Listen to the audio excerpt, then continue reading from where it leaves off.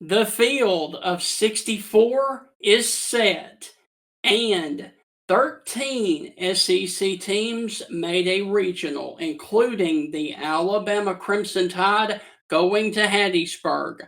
On this edition of the Stingray Show, we're going to be doing a deep dive into all of the regionals as we're going to have two guests join us. First off, right after this open, SEC analyst and ESPN analyst and broadcaster Tom Hart will join us to talk about which regional he is calling. And then later on, Chris Lee of Southeastern 16 and Vandy Sports 247 will join us to talk about the Nashville Regional. That's all ahead on this edition of the Stingray Show. Hi, this is Tim Brando with a reminder.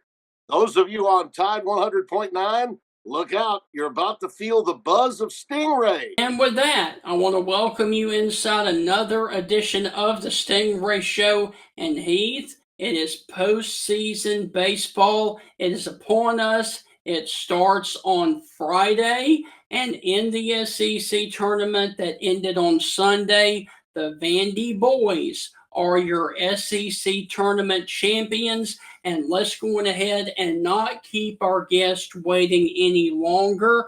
Tom Hart of ESPN and the SEC Network, who was up there in Hoover calling the majority of those baseball games, is about to join us for a preview of postseason baseball. Tom, how are things with you as we sit here getting ready for regional action? Good morning, gentlemen. Fantastic. This is my favorite time of year. I think we've already seen some great baseball, and there's even better baseball and more drama ahead. And I think it's a really fun time for all of us who follow the sport all season long to not only celebrate the postseason, but also introduce the sport to a brand new audience and the folks that maybe are coming along slowly and aren't as familiar with the college season so far. So I'm excited and excited to get down to Hattiesburg and cover that one and have some fun with that one. Gabby and I will be down there. He does a lot of ACC games. He played at Miami. He knows Miami well. And of course, I had Alabama a few times, so we'll jump right in. So, Tom, briefly, let's go on ahead and recap the SEC tournament that was last week in Hoover, that over 160,000 people attended. Break all of that down last week from Hoover. Well, I thought there were three main storylines. You could put them in any order you want. For Vanderbilt, Tim Corbin already has a pair of national championships and a rarity for them to get the number one overall seed. And I think that they put themselves in position, kind of watching what others did and didn't do throughout the week. But I feel like they had that number one national seed wrapped up on Sunday, even before the game. But man, they sure did play well. And RJ Austin seems to love playing in that ballpark. He was the MVP a couple of years ago as a freshman. He had a good week this week as well, helping Vandy win the whole thing. Number two was Ole Miss playing well enough. And once again, it's not just a vacuum. It's also what other teams do, your competition surrounding you. But Ole Miss playing well enough to advance far enough to get the opportunity to play at home at Swayze for the first time in a handful of years. That will be a huge advantage for them. Huge. Not just because it's the home field, but it's the size of that home field. We know what Ole Miss's power looks like. We know what their offense looks like. It is predicated on the long ball. That's tough to get in Hoover, but plays a little bit easier in Swayze. So that's big. And then number three, I thought the visual of Jace Laviolette returning to play with a broken hand was kind of what college baseball means to him and all the people that play it and those of us that follow it, that he put himself second to the team and to the university. And that was just a really cool thing to see and to watch. And I'm biased for teams that I grow emotionally connected to. Yeah. And having watched Jace Laviolette and chatted with him and what Michael Early went through, I was really hoping they could go on a Cinderella run. But it just wasn't meant to be. Tom, of all the SEC hosts this weekend, who's on upset alert? Who's the one team? And we see a ton of upsets every year. I don't think anyone saw Arkansas last year, but that's college baseball. That's why we watch it. That's why we love it. But if you had to guess of the host, who's on upset alert? I'd put Tennessee on upset alert. Okay. They've lost, 5 straight series? They lost 4 home games all of last year. And they're not the same team as they were last year. The old Chinese proverb, no man steps in the same river twice, right? I mean, A, they lost a bunch of great players. But B, there just is something missing from this team. And the easiest explanation for that, or the easiest data point you can point to, is the errors. They have a middle infield that has 3 guys who should be playing shortstop, or only one can. And at second base, they have something like 14 errors. Maybe that upset alert happens supers instead of the regionals, but I think it'll be tough for them to extend outside of Knoxville. There's a lot of attention on that team, as we all know. With attention in that spotlight comes pressure. And I'll stand by it. I thought that they would have been better off going on the road in the regional, where they could just kind of circle the wagons and be a team and not worry about outside noise and just go out there and mash, because they're incredibly talented. And then secondarily to that, there'll be some teams in that regional that can run. And Tennessee's run prevention defense when it comes to stolen base has been much better over the last couple of weeks, but it's still atrocious. They've allowed twice as many stolen bases this year than they did all of last year. That is a real problem, because we saw it in the tournament too. We saw it in the Vandy game, game 1 of their series in Knoxville 2-3 weeks ago. You get on first base, hit by pitch, walk, that can be a triple, and that is a real issue for Tennessee. So, Tom, let's go back briefly to Texas A&M. What do you make of the season that they had this year? I mean, they go from the preseason number 1 to out of the top 25, the fastest of any team. Then they get on a little bit of a run. Then they lose to Missouri, and now they're left out of the NCAA tournament. What is going wrong, and what is up with A&M down in College Station? Well, everything went wrong, and Stingray, I've never seen that happen before. I've never seen a collapse like that. We've seen collapses in games. We've seen collapses, in off seasons when guys leave. They knew what was at stake, and they dealt with health issues, and that was a big part of it and deserves to be mentioned. But they got things going in the right direction leading into that Missouri series, and they were even in a position where they could be playing to host, which would have been an amazing turnaround. And then they come out and they allow 6 straight runs to Missouri in the last 2 innings of game 1. They managed something like 4 hits over the final 14 innings of that series. They completely no-showed. And Michael Early might end up losing his job after all of this. I don't know how that's going to play out. But that series, which is a snapshot of their futility, to me, that's on the players. Yeah. They knew it was on the line. They had climbed back into contention, and they completely no-showed against not only the worst team in the league, but historically one of the worst teams the SEC has ever seen. And tip of the cap to Missouri, they got some pitching back that weekend, and they were a little bit better that weekend than they had been over the course of the season. Yes. But for that collapse to happen at home with so much on the line, and against a team the caliber of Missouri this season, it's unforgivable. And I don't know, I don't know how that happened. I don't know what the background is in terms of the team makeup with this A&M squad. I know they're wickedly talented, and some of these guys we're going to watch playing baseball for the next decade. And every time I see those guys, I'm going to scratch my head and say, gosh, what the heck happened in 25 with the rest of that team? Yeah. Mm-hmm.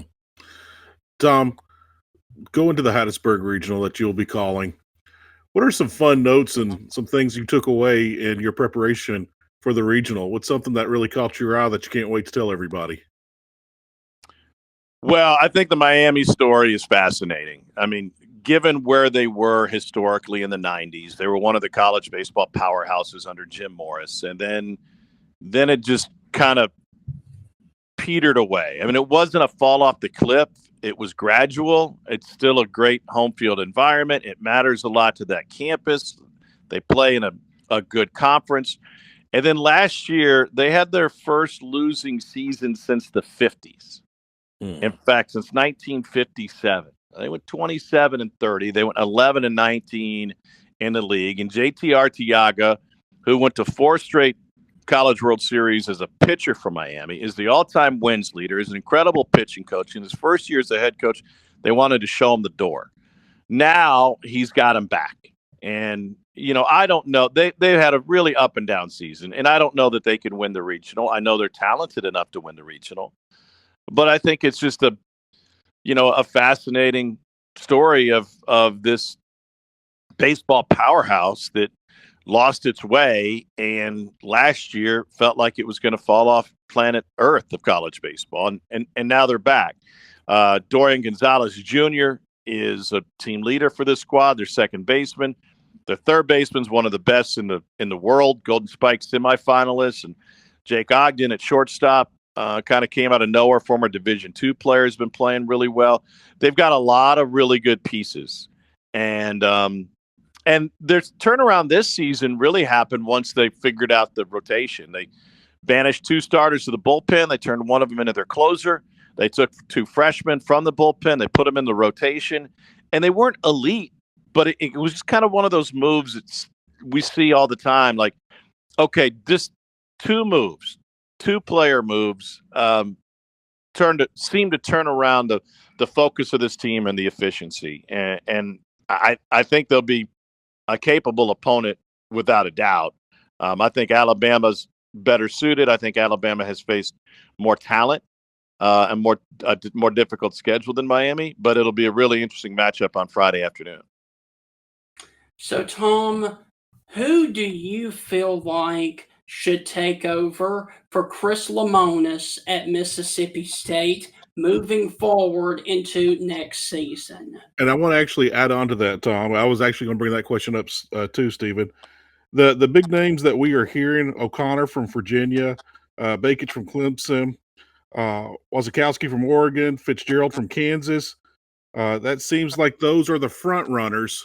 I don't know if any of those guys are going to make it or be called head coach there in Starkville, but do you think that it's going to be a big-time head coach of one of those? Yes, I do. I don't think this is I don't think Zach Selman is out looking at assistant coaches or coaches from lower levels. I mean, the way Chris Ostrander has won at Southern Miss in a given year, you'd go, oh gosh, well, he should be a candidate. I don't know that they're looking at that level. I think they're only looking higher than that. And I think Dan Fitzgerald would be a good option to turn that Kansas program around. Is certainly impressive. But Mark Wazakowski is the guy who I think has a really good blend of not only head coach experience, an elite head coach experience, and the deeper Oregon goes, the more appealing he will be to that fan base, but also head coach at Purdue, assistant in the SEC at Florida for a handful of years, assistant at Arizona. When I first heard his name for the job, I thought, man, wouldn't it be weird to hire just a West Coast guy? But the fact that he was with Andy Lopez at Florida and he knows how the SEC works and he knows, what this league is about, I think would be a big time advantage for him. Yeah, I mean, I don't know. I think here's the other challenge when you're talking about Mississippi State relative to this current climate that we're in. Now, they have money to spend on baseball and on their roster, and they're spending it. But we don't really know what things are going to look like after this House case comes through. We think we do, and athletic departments are trying to plan for that. But if you are a higher profile coach at a historically lesser program than Mississippi State that has more money to spend on its roster, I don't think it's as appealing as it was 10 years ago. Right. The stadium notwithstanding. I just think that uncertainty of being able to procure players is the root of how every coach builds a program and finds wins. And so I think that probably narrows the focus a little bit for Selman in terms of where he's going and who he's looking to. Yes. So, Tom, if you would go ahead and tell us how many teams from the SEC do you think make it to the next round of Super Regionals? Well, let me rewind just 1 second. I think Tom Walters from Wake Forest is a name that needs to be discussed at state too. He's won. He's gotten his team to the College World Series. He's put guys in the draft. And in terms of talent procurement and payroll, not much there at Wake. And yet they still continue to win. So I think that would be a good fit. Just one more name kind of outside of the SEC footprint and the names we typically hear to put in there with Wasikowski and Fitzgerald. Gosh, I don't know. If I were to go down the bracket, I mean, I think you're saying to Supers or to Omaha? To Supers next week. Well, there are very few locks. I'd like Vandy a lot. I like Texas a lot, despite the fact that Texas has struggled over the back third of the SEC play. I just don't think that though Kansas State played well in the Fayetteville Regional last year, I don't know that they would stand in the way. So that's two. I'm not yet ready to predict Alabama wins the Hattiesburg Regional. Okay. I want to do a deeper dive into Southern Miss, and my biggest question with them is, can those hitters handle SEC level velocity? The road series win at TCU was huge, but I want to learn a little bit more about that. I think Ole Miss in a neutral site, I would take Danny Hall and Georgia Tech to win that, but I've got Ole Miss in their ballpark and a lot of showers. I think they advance. Mississippi State has great history upsetting Florida State in Tallahassee, but I think this Florida State team just has too much high-level talent, so I can't do that. Georgia, I don't want to say with ease, but that's the first thought that comes to my mind. I think Oklahoma has an awesome opportunity to advance out of Chapel Hill. The pitching is sensational. The ability and willingness to run also plays well, I think, against North Carolina. LSU, yes. Kentucky, no. Florida, coin flip. Yeah. If between Florida and Tennessee, one of those two will advance. Okay. Arkansas and Auburn, yes. So I didn't keep track of them, but okay.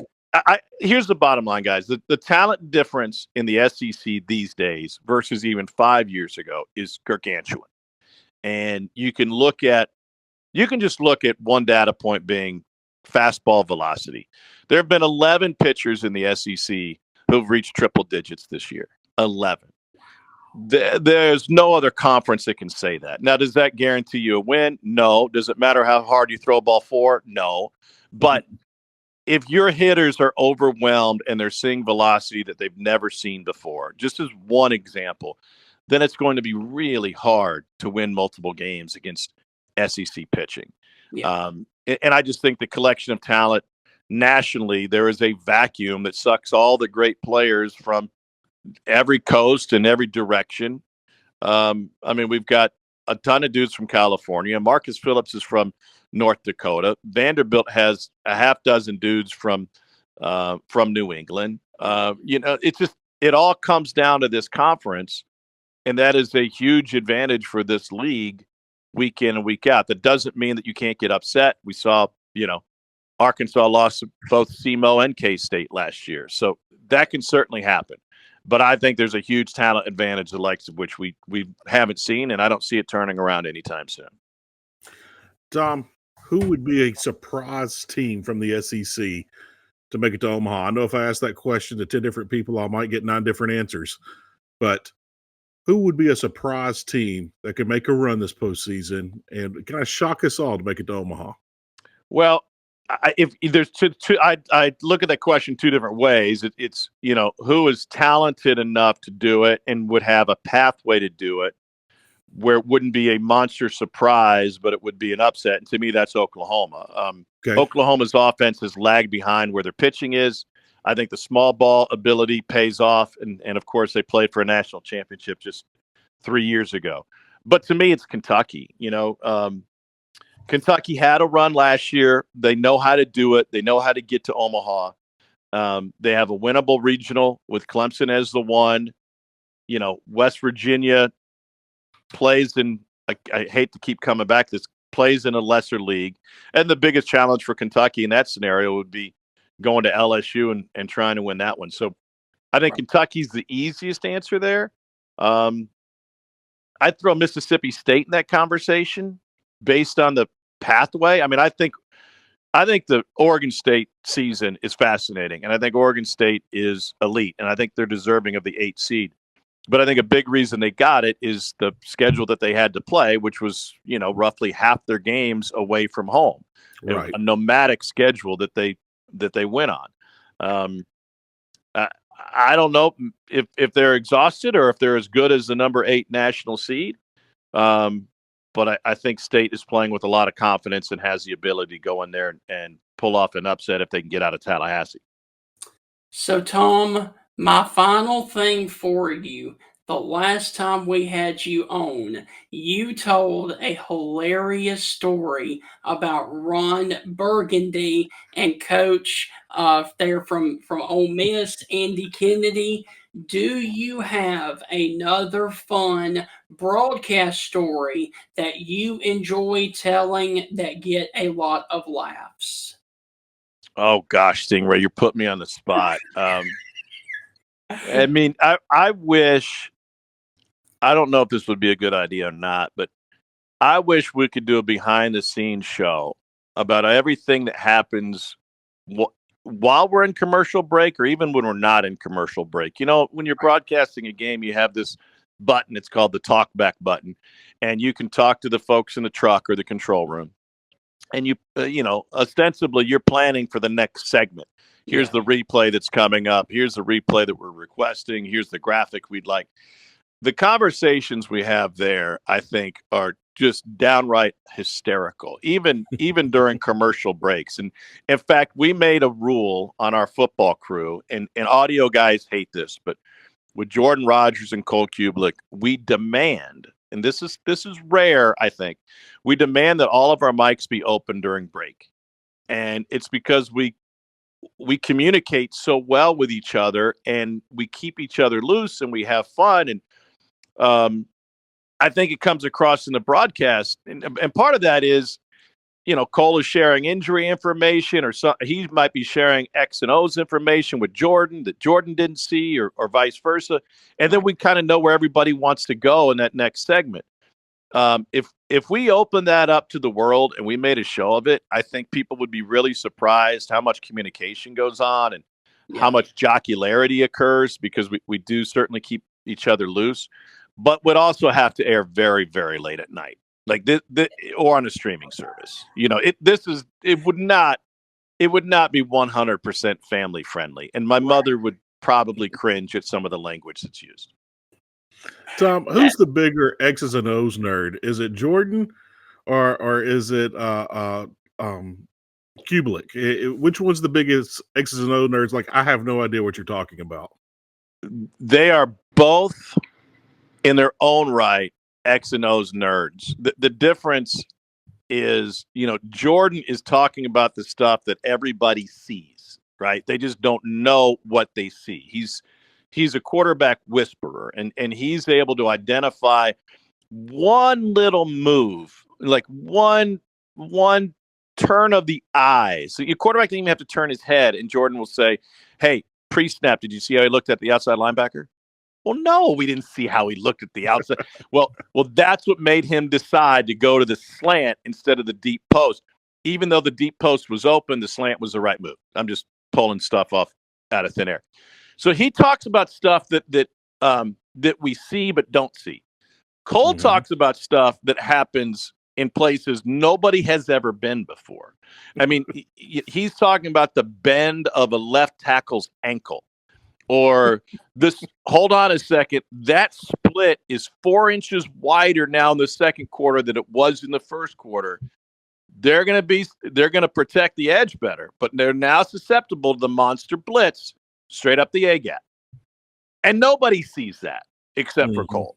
And I appreciate them both so much for that, because I've learned so much ball from them over the years, and how to identify certain coverages and what to look for in blitz packages and how it's picked up or not picked up. So they're both hyper nerdy when it comes to that. It's just a different type of nerd. If they said you were hyper nerdy about something, what would they say you're hyper nerdy about? I'm hyper nerdy about preparation, and I'm hyper nerdy about getting things right and accountability. I'm hyper nerdy about pronunciation guides being phonetically spelled by people who know how to phonetically spell things versus just making it up on a whim. I'm hyper nerdy about stat guys. There is nobody that makes my job easier or makes me look better than a great stat guy who's sitting next to me, not only helping me with balls and yards gained and distance of punts and punt returns, but also research on the fly. I have a great group of people that surround me in all sports, and I can go, hey, I can hit the mute button and say, hey, didn't something similar happen in 2002? Wasn't that game in Knoxville? And they'll dive into it and they'll go, actually, it was 2004, and that was Tuscaloosa. Yeah, just as I thought. All right, now I look smart, and we go from there. So those are the types of things that I'm hyper nerdy about. So, Tom, look, enjoy covering the Hattiesburg Regional this weekend, because it's going to be a blast down there at Pete Taylor Park. And thank you for taking time out of your schedule to join us. The floor is all yours for anything else that you would like to say. Well, I appreciate everybody coming along for the ride this week. It's going to be a lot of fun. I'm going to knock on wood that we get cooperating weather. Yes. And I think it's fun not only to follow your own team, but it's a great tournament through squeeze play with Chris Budden and Matt Schick and Mike Rooney and Chris Burke to follow every game that's going on. It's not just a game. It's not just a regional. It's a collection of 16 regionals. Right. And I think when you view it in that scope, it can be an incredible soap opera from Friday through late Monday night. And I'm honored to continue to be a part of it. So, Tom, look, man, thank you as always. Be safe, like I said, going to Hattiesburg, and we will definitely catch up with you before the college football season begins to get your take on the SEC. Excellent. Thanks for having me, gentlemen. Appreciate it. All Have right. fun in the Hub City, Tom. I'll do my best. Is Letha still open? I got to go get some ribs. Yes, I believe yes, so. it is. You get some Cajun cooking and some seafood there in Hattiesburg. Hub City's got it all, brother. I cannot wait. Thank you, man. All right. Be good. So, guys, that is going to wrap up the interview there with Tom Hart. Really do want to thank him for joining us. Heath, we still got 2 segments left. When we come back on the other side of this break, our other friend, Chris Lee of Southeastern 16 and of Vandy Sports 247, will join us to continue to talk about the round of 64 in college baseball. That's on the other side of the break. You're listening to the Stingray Show. Chris Lee is on deck right after this. Hub City's got everything but an Applebee's open. So says a Tennessee play-by-play man a couple of years ago. I still can't get over that one, Steven. Welcome back inside the Stingray Show. Hope all is well with you. And now let's continue our talks of the SEC regionals, because there are 13 teams from the SEC that made a regional, including the Vandy boys, the SEC tournament champions up there in Hoover earlier this past week. And Heath, give us your thoughts briefly on the regional that is up there in Nashville. Well, the one concerning thing, and I'm not too concerned about this, but the one concerning thing is history has shown us that the SEC champion usually is a little tired going into regional play and hasn't always been successful. Yep. Tennessee last year said, we don't care about any of your rituals or our your stipulations. Yeah. We're we're just going to go through and do our thing. So that's one of the things. Stephen, it looks like a lot of people had kind of written Tim Corbin off about midway through the season. It's like, this isn't Vandy anymore. This isn't the Vandy that we know. You could scratch the whole Vandy boys thing. This program's going in the opposite direction than where it's been. It's on the decline. Yeah. And then what happened shortly after that? They got red smoking hot. So they're the number one overall seed. I mean, it's crazy to sit there and think that just a few months ago or weeks ago, people were like, this program's on decline. Tim Corbin's not what he used to be. And now they're the number one overall seed. So with that, I don't think Vandy's going to have too much trouble. Vandy took an early exit last year, and I think that will be very important this season. Yeah. Vandy took an embarrassing loss last year, 2 losses in the regional, had the early exit. So look for Vandy to come out very, very in tune, alert, to the point, and I don't want to play them. I'll tell you that.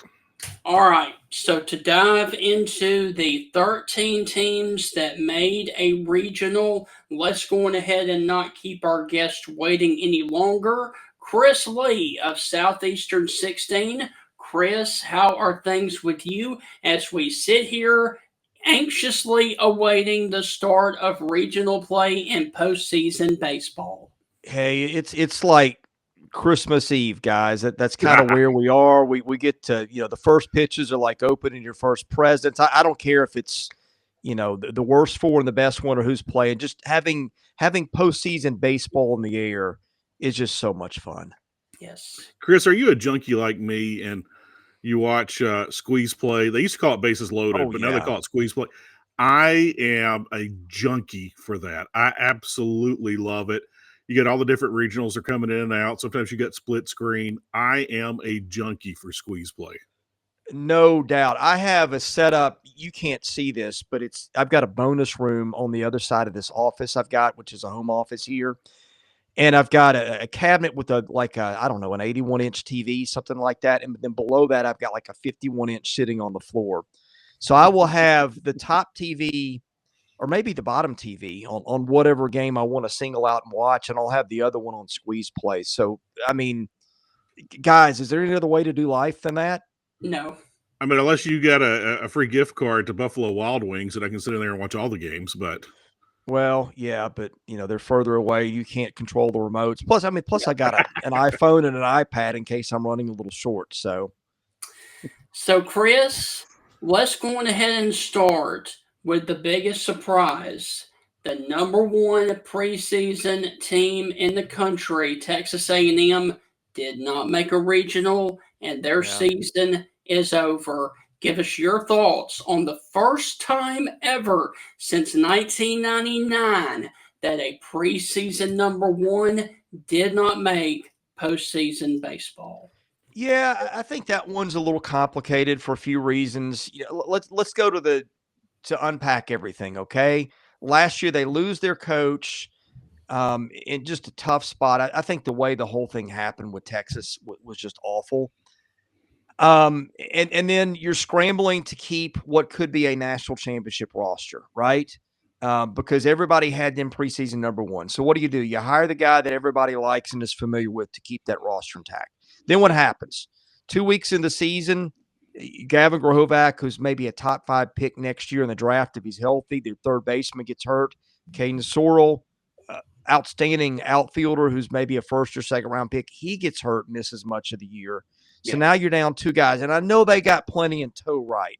And then Jace Laviolette, I guess, starts pressing, feeling the weight of the world.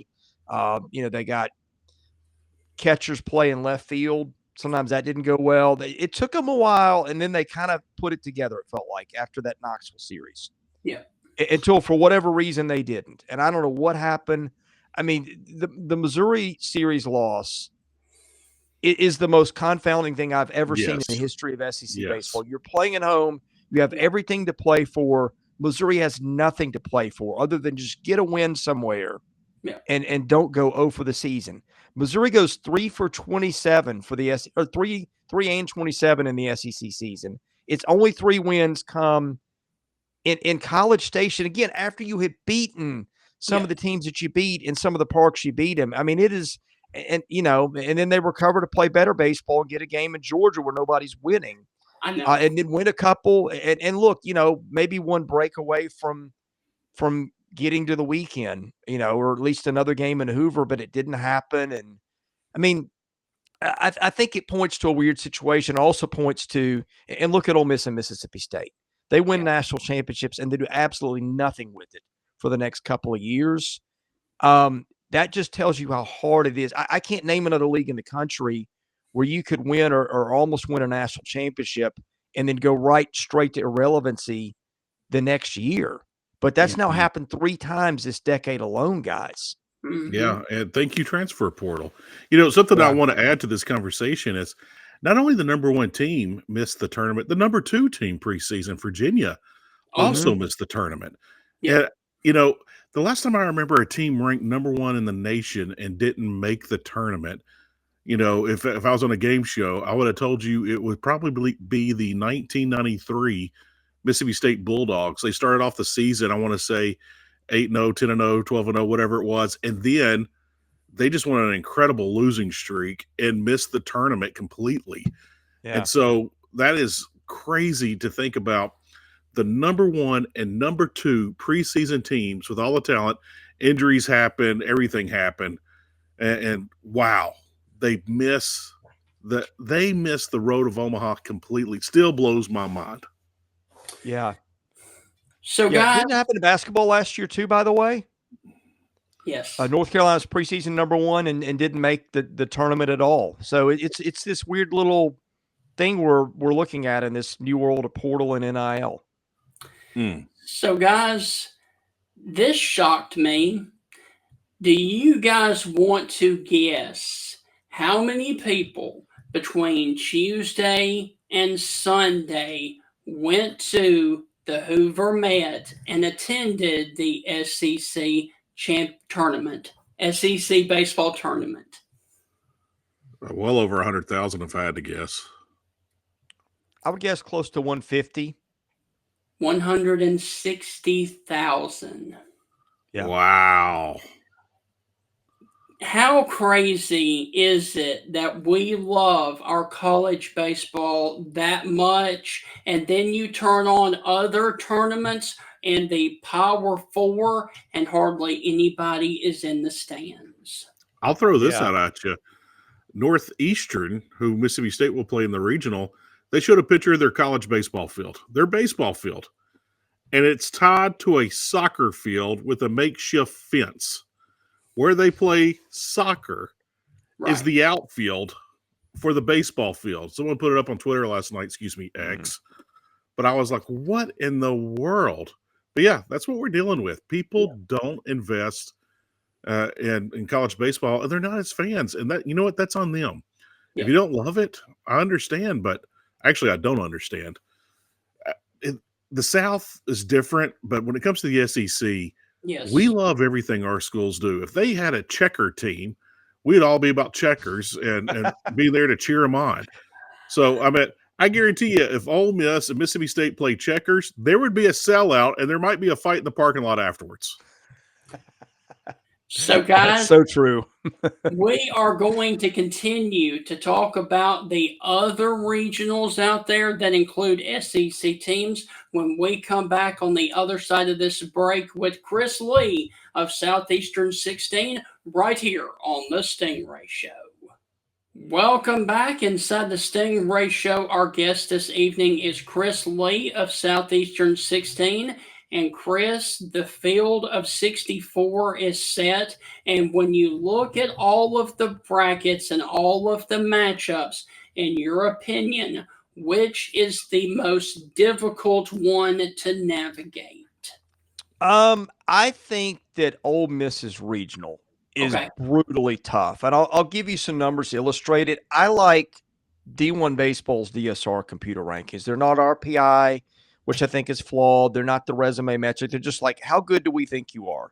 And in baseball, that can vary on different days because, whoever's your starting pitcher or you're going to pitch matters a lot. So it's hard to boil it down to just a number. But here's the KPI, not the KPIs, the DSRs of each team in that regional. Ole Miss 12, Georgia Tech 19, Western Kentucky 28, and Murray State 55. So you have a 3 that could easily be a 2. You had a 2 in Georgia Tech that could have easily hosted, and you have a 4 in Murray State that's tougher than some of the 3s. Now let me give you a comparison. Baton Rouge, LSU 6, Dallas Baptist 22, Rhode Island 84, Little Rock 203. Let's go to Texas. Texas 3, UTSA 30, Kansas State 68, Houston Christian 111. I know geography matters, but holy cow, Ole Miss got a tough draw there. Yes. Chris, the one thing I was the most shocked about the Ole Miss Regional is Ole Miss did not choose to play the early game and won the late game. There's going to be rain here in the forecast in Oxford. I always believe that most teams that host want to play that very first game and let the other teams play the second game so they can get more rest the next day. Ole Miss chose to do it differently, and some teams choose to play the early game just because if it does rain, they also get more rest. Yeah. Do you think that could come back to bite Ole Miss of choosing to play the late game, especially with rain in the forecast? And even if there's not rain, you got that short turnaround the next day? Most teams have chosen the late game. I mean, it's been rare that teams have chosen the early game. I think most years it feels like maybe one team. I feel like maybe Texas has been the team that's done that, chooses the afternoon game. You know, what that does too is if you choose an afternoon game in the South or somewhere particularly, it is usually boiling hot. Yeah. It's 90 degrees. It hurts your draw. You got people at work. So it's a balance between, do you want your people in the stands or do you want the advantage that comes with rest? Also, I think playing in the heat and the sun is going to take a toll and wear you out more. It might get you through your pitching quicker. Most teams do take that night spot for that reason, but I am, especially with games getting interrupted by weather so much these days, I do think it's a very interesting strategy. And I think you're seeing more teams are opting for that early game. And I want to see, does that become a trend? Arkansas, North Dakota State starts at 2 o'clock in the Fayetteville Regional. LSU and Little Rock start at 3 p.m. in the Baton Rouge Regional. Yeah. Let's see. What do we start with? Arkansas here. Arkansas got a cakewalk in terms of its first game. North Dakota State, I think, had hands down the worst offense in the tournament. This could be an 18-2 type of ball game where Arkansas is getting to throw off some arms at the end, which it's going to need because Kansas can really hit for power if Kansas gets by Creighton. Who was the other one? LSU Little Rock. Yeah, another case, where LSU, I think, it didn't get an easy 2 in Dallas Baptist. But I mean, it got maybe the worst 3 in the field in Rhode Island and one of the worst 4s in the field in Little Rock. And again, a lot of it's how do you start and how are you able to conserve pitching? And I think LSU, almost got a free pass to getting into the winner's bracket. Chris, Stingray will enjoy this question, but have you ever gone in depth on the rules? If inclement weather comes in and they can't finish the regional, they give you a certain time that you've got to be finished. It's a hard finish time. And I can't remember what it is, but it's like Monday at midnight or whatever it might be. Yeah. If you can't finish the regional, do you know how they choose to advance whoever's in it? Didn't we see this happen in what's the conference that Stetson is in? The ASUN didn't they get a pass to awarded the title because of they had the lead or whatever, they were in the driver's seat. I mean, I guess it would be that, but I've never seen it happen. Automatically the high seed advances. Now, I have not read over all of the rules and bylaws to this, but let's just say, let's take Arkansas for an example. Let's just say they lose the first 2 games, and then all of a sudden the regional gets rained out. They've already been eliminated, and I don't know the rule. I will try to look that up for everybody. But yeah, it's crazy that, just the highest ranked team's going to go. So whoever's the number 1 seed, you get to advance. That just blows my mind that they do that. So is that the rule, or? Yeah, that is the rule, that the high seed just automatically advances. Well, I mean, you've got to have something in place. But are you saying it overturns the other stuff? I don't know. That's Whatever's what happened? That's Yeah, what I yeah, want to look at. yeah. But let's just say if you only play one game, let's just say that they play one game and Arkansas played the first game, and then the rest of the series gets rained out. Although Arkansas went 0-1 and still alive, they would still advance, which blows my mind. To be honest, I've never thought about that. I'll be in a press box this weekend. I might pull a tournament official aside and ask. I mean, I Please guess do. another potential option might be to if you can find another ballpark within a couple hours driving distances and bus everybody down there where it's not going to rain. I mean, that would seem to be it's a bad option, but it might be the best of the bad options. But yeah, I'll ask around. So, Chris, finally, let's go on ahead and talk about the regional that everybody here wants to hear about, the Hattiesburg Regional, which involves the Alabama Crimson Tide and the Southern Miss Golden Eagles. Give us your thoughts on the Hattiesburg Regional, please. Yeah, really good starting pitching for both teams. Southern Miss has got J.B. Middleton, who's one of the best pitchers in the country. I'll be interested to see how they structure their pitching. In fact, who do they play in game one? They've got because that might be your determinant, right? Columbia, but Columbia can really hit. Now it can't pitch much, but it can really hit. I think Southern Miss and Alabama, like a Middleton Riley quick game on Saturday, would be must-watch TV. I think that regional to me is Southern Miss or Alabama. I've taken Alabama to get out of it just because I like the way they played. I've seen them. They're so consistent. They're always good for a win every weekend. Now, their issue has been closing out a weekend, right? It's been getting wins 2 and 3 in SEC play. So I think you watch that. But I think that's almost a toss-up. And I've gone with Alabama just because I think they've been so tested. And I think Rob Vaughn is such a good coach. So, Chris, as we walk out the door, Mississippi State and the Tallahassee Regional, give us a preview of that one. Okay, how I gave you the numbers a minute ago on Ole Miss and how tough and balanced that regional was. Here's your DSRs for Tallahassee. Northeastern 13. That's right. The 1 seed has the highest DSR. Now, I don't know what stock to put on that number. The conference they play is nothing like the ACC or the SEC, and they're going to see an ACC and an SEC team in this regional. At least they're going to see an SEC team in Mississippi State, which is 23 in DSR. The state's an interesting and complicated team, did some things pretty well. The fielding relief pitching at times left them. And then Florida State gets an okay 4 in Bethune-Cookman. But I think that region is a complete toss-up. I could see any of 3 teams winning it. Gotcha. Chris, if it's upset alert, who is it for the SEC? Oh, let's see. Let's go with host first, and then just anybody. Well, let's go anybody first, and then we'll go with host. I'll go down the bracket. Let's see. Georgia ought to watch out for Duke. Duke can really hit for power, too. The ball can get out there. I think Georgia's better suited for pitching, but watch that one. I don't know what's an upset or what's not an upset in Tallahassee. We hit that one a minute ago. I think Ole Miss, Georgia Tech, and Western Kentucky could both win that regional. And Western really pitched it this year, but played a terrible schedule. Murray State can really hit. That's a horrible 4. I think Ole Miss, I don't know who's going to win that regional. I take the field to Ole Miss, but not sure which team in the field I'd take. I think Oklahoma's going to have a tough time getting out of North Carolina. And by the way, I'm answering both at once, the hosts and also the 2-3s there. I think LSU has probably got a pretty good path. Dallas Baptist won't be easy. Kentucky could play spoiler in Clemson. Watch that one. That they're pretty tough. And, Arkansas, I think, will get through that regional pretty well with Kansas and Creighton. Auburn is a tough one. I think a lot of people think Stetson could win that regional. NC State could too. And then, my goodness, speaking of tough regionals, how in the world did we match up Coastal Carolina and Florida in the same regional? That feels like a miscarriage of justice, but that's what happened. And then Tennessee, God only knows what Tennessee team's going to show up.